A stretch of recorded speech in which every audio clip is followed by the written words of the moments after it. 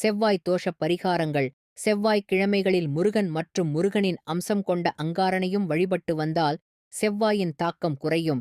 விநாயகருக்கு செவ்வாய்க்கிழமை அன்று வரும் சதுர்த்தி நாளில் அபிஷேக செய்து விரதமிருந்தால் நல்லது நடைபெறும்.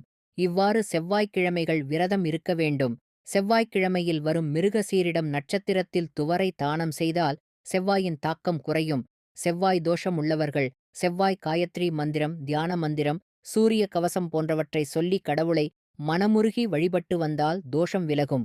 செவ்வாய் தோஷக்காரர்கள் இரத்தக்கல் பதித்த தங்க மோதிரத்தை மோதிர விரலில் வலது கரத்தில் அணியலாம்.